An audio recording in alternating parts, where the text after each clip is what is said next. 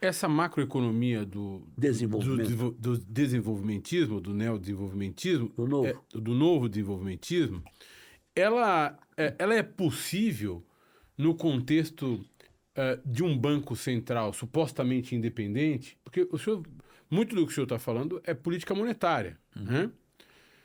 Controle de câmbio, né? É possível fazer essa política num eventual dissenso entre o ministro da Fazenda e o presidente do Banco Central? Eu acho muito difícil, companheiro. Tanto é que esse menino, esse Roberto Campos aí, eu estou batendo nele faz tempo. Vocês são testemunha. Eu não gosto muito dele, eu tenho falado muito. O Reinaldo até falou, para de falar dele, que está virando super-herói. Esse descompasso entre o ministro da Fazenda e o presidente do Banco Central não torna possível produzir uma macroeconomia do novo desenvolvimentismo. Sem dúvida. Você é a favor do Banco Central autônomo? Não. Bom. Eu queria ouvir isso para dar um gancho bom. Depois você continua. Mas você é contra. Não sou.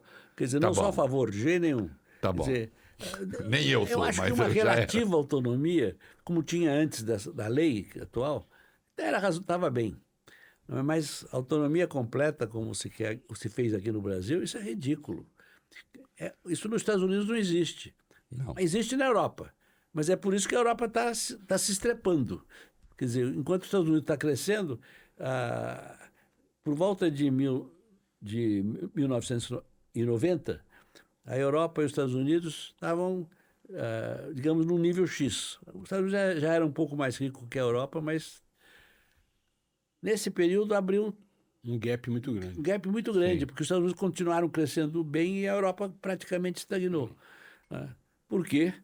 Porque ela tem uma Comissão Europeia formada de economistas neoliberais, tem agora os presidentes também, essa senhora alemã, a von der Leyen, presidente da Comissão Europeia. É neoliberal até a raiz do cabelo. Né? Resultado, quer dizer, a Europa não cresce. Né? A Europa se entregou ao neoliberalismo e o Banco Central é totalmente independente. Né? O Banco Central não deve ser totalmente independente de jeito nenhum. Nos Estados Unidos, por exemplo, não é. Quando você... É curioso que nesse comitê interino, que é o grande comitê do FMI, né, que acontece na véspera da reunião geral aberta, estão lá os presidentes dos bancos centrais, estão lá os ministros de finanças, e atrás dele, como uma espécie de conselheiro, está o presidente do Banco Central. Esse é o formato, que é o formato que é lógico. Enfim, você deve ter um Banco Central melhor controlado. Quer dizer, mas dizendo, mas isso vai dar inflação. É absurdo. Quer dizer, hoje se sabe que a inflação é um mal. Quer dizer, você pode ter, às vezes, trocar um pouco de inflação por crescimento, mas muito pouco.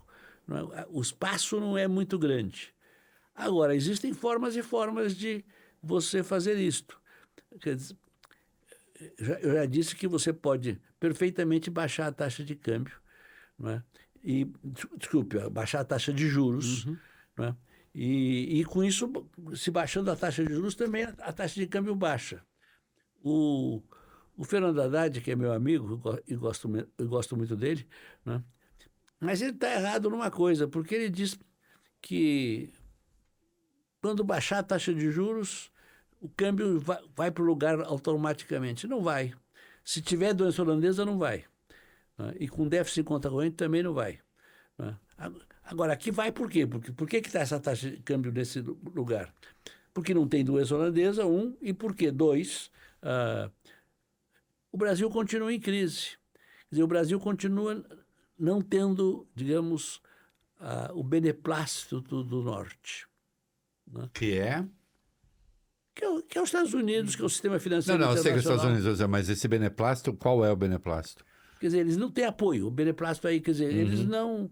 Quer dizer, então, eles desconfiam do governo brasileiro. Desconfiavam do Bolsonaro e agora desconfiam do Lula. Ainda que o Lula tenha sido muito mais responsável do que o Bolsonaro em na parte econômica também. Então, quer dizer, são essas dificuldades que o país enfrenta. Professor, o senhor sabe que as opiniões dos atores políticos acabam influenciando o desempenho da economia. Sim. Então, quando um economista importante, como o senhor, por exemplo, dá uma opinião, isso reverbera. Toda semana eu leio opiniões suas nos jornais. Sim. A mesma coisa acontece, e às vezes até mais, com os economistas liberais. Muito mais, porque eles têm a imprensa toda... E o teu nome, eu fui professor dele para isso. Eu digo, os átomos na economia pensam. Exatamente. E aí, como é que faz um ministro da Fazenda como o Haddad, que de fato tem uma formação intelectual muito mais próxima de um desenvolvimentismo e de um novo desenvolvimentismo, para impor essas ideias sem que o mercado sabote o seu trabalho? Como é que faz? Porque, tudo bem, a gente está aqui conversando sobre o que tem de ser feito, sobre o que seria ideal, mas como é que a gente implementa no jogo político e no mundo em que o mercado faz toda sorte de maldades, né? Como é que faz isso para levar adiante? Né? É uma gente má. Então, É gente má. então veja, tem o mercado, né? Ou seja, o sistema financeiro brasileiro e internacional, né? Que não querem que o Brasil cresça, que querem juros muito altos, né? Que não ligam para a taxa de câmbio, né? Só se começar a vir crise de balanço de pagamento, aí eles acordam. Né? Mas antes disso, deixa para lá. Né? Quer dizer, então essa gente vai realmente se opõe ao desenvolvimento econômico do país. Agora, tem um outro grupo, que são os deputados e senadores, que compram essas ideias, além dos seus interesses descompassados com o interesse do país. Isso, descompassados. Quer dizer, o seu esqueci o nome, populismo. Então, eu estava dizendo que governar fica muito difícil no Brasil. Então, me perguntam, você é otimista em relação ao Brasil? Eu sou o maior dos otimistas, mas nesses últimos anos eu perdi o otimismo em relação ao Brasil, infelizmente. Ainda acredito que alguma coisa pode ser feita, não é? Mas não é? A coisa vai indo muito mal. Não é?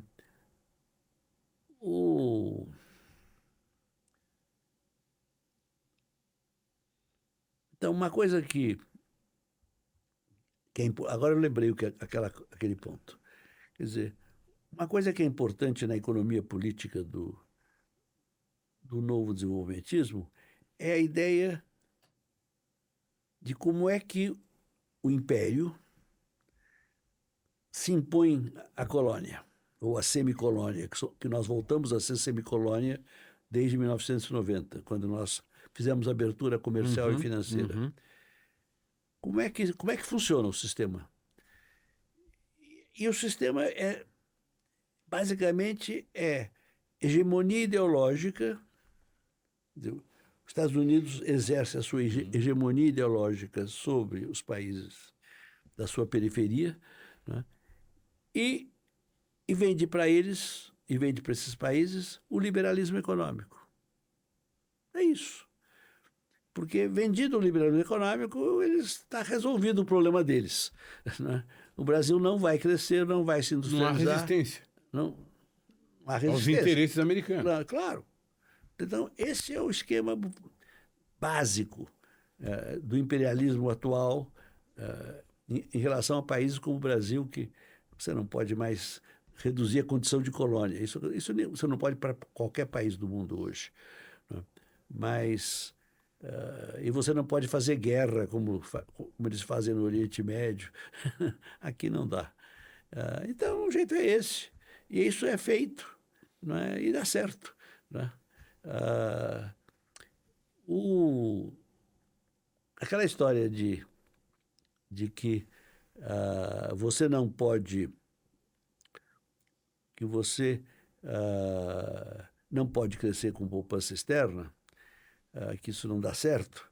Quer dizer, eu digo que eu tenho um velho provérbio, que é um provérbio que diz o seguinte: "The proof of the pudding is in the eating." Quer dizer, a prova do pudim está em comê-lo. Está quando você come. Claro, se tiver bom... É bom ou não é bom? A teoria pode ser boa, mas o pudim é uma merda. Né? Então aí não dá. Nossa, só tem um pudim sensacional aqui. Então, mas é ruim. Tá bonito, mas na hora que você come é ruim. Então, o Brasil, né, cresceu como poupança externa. O Brasil, de acordo com a teoria... Bom, porque eu não falei nada aqui sobre a teoria da dependência associada. Né? Eu falei um pouco no começo. Falou no começo, quando falou do Fernando Henrique. Então, para a teoria da dependência associada, o Brasil devia crescer com poupança externa, né? E seria uma maravilha. O Brasil adotou a poupança externa, continuou adotando, né? E não cresceu. Quer dizer, o imperialismo não existe, aí não havia imperialismo. Muito bem. Até 1990, o Brasil era um país autônomo. Estava em crise desde 1980, mas era autônomo. Em 1990, quando faz a abertura comercial e financeira, ou seja, submeteu-se ao norte. O que aconteceu depois? O Brasil parou de crescer. Já tinha parado antes por causa da crise da dívida externa e a alta inflação. Mas agora isso acabou e continuou. Ou seja, a prova do pudim foi... Tá ali. Tá ali. Comemos, tivemos uma baita de uma diarreia e continuamos comendo. É isso. Exato. Você foi tranchando. Professor, nós tivemos o Plano Real, sem dúvida, ele foi eficaz em controlar a inflação, em dar uma estabilidade para a moeda, dar uma certa previsibilidade em muitos aspectos. Agora, os próprios autores ou aqueles protagonistas do Plano Real falam: nós não concluímos o nosso trabalho porque faltou a questão do crescimento. Acho que o senhor... Ele é ágil, viu? Ele já sacou quando eu vou. Não. Eu acho que assim, que às vezes eu acho que a questão do crescimento era antitética com os próprios fundamentos do plano. Claro. Né? Então, eu queria que você assim, era uma antítese, quer dizer, o crescimento era incompatível com os fundamentos do plano, ou de fato ficou faltando uma perna do Plano Real? O que é que faltou ali? Porque o crescimento, de fato, foi muito baixo. Olha, eu acho que faltou aí, não sei se é uma boa coisa, porque o que eles dizem, os neoliberais, é que faltam reformas. Isso eles dizem o tempo todo. O que é ridículo, porque o Brasil fez reformas e mais reformas. Fez um monte de reformas. Todas no sentido neoliberal. Além de ter privatizado e privatizado. Acabou de privatizar agora a Sabesp. O que, a meu ver, é um absurdo. Aliás, uma das privatizações mais estranhas da história da humanidade. Uma hora a gente fala aqui. Então, O que é que faltou, senhor? Não faltou. O que tem de erro? Agora, o Plano Real. Então, o Plano Real foi a aplicação da teoria da inflação inercial. E, mais especificamente, uma proposta de neutralização do André. Isso. Lara Rezende. E foi muito bem sucedido, foi uma maravilha. Agora, depois não houve crescimento. Por quê? Por quê? Não é o Plano Real, não há no Plano Real uma coisa que impedisse o crescimento. Foi que eles, para fazer o Plano Real, eles também aumentaram a taxa de juros. Quer dizer, o que é razoável. E aí deixaram a taxa de juros lá nas alturas a vida inteira. Foi baixando aos poucos, mas baixou muito pouco. Mas aí foi para manter o câmbio. Não. Já a justificativa. Mantém o câmbio porque controla a inflação. Não, foi para controlar a inflação. Questão do câmbio. Via câmbio. Via câmbio também. Para controlar a inflação. Isso. Quer dizer, Então, isso é uma coisa inaceitável. Você está falando via câmbio? Então, você lembra quando a Dilma começou a usar os preços da Petrobras para controlar a inflação? Lembro. E todo mundo protestou solenemente que isso não era razoável. Isso. Eu estou de acordo com esses senhores que criticavam. Não se faz. Eu critiquei bastante. Ainda bem que eu não estava tão errado. Então, agora, então você não pode criticar, né, o controle do preço das empresas para controlar a inflação. Agora, mas e em relação ao Brasil? Então, você pode controlar a inflação usando o câmbio? O câmbio é o preço do Brasil. Sim. Entende? Quer dizer, para controlar a inflação através do câmbio, quer dizer, permanentemente, né, é um escândalo. Entende? É a mesma coisa, só que é muito pior do que controlar a inflação com os preços da Petrobras ou qualquer outra empresa estatal. Então, isso não se faz nem se pode fazer. E se fez, o senhor está dizendo porque se fez isso no real. Foi, claro. É disso. O ministro está falando disso. Se referindo ao real e Gustavo Franco segura até quando tem de liberar e aí ele sai. Tem uma marca de valorização. Isso, tem a marca de valorização pós-eleição. Só para lembrar o que está sendo discutido.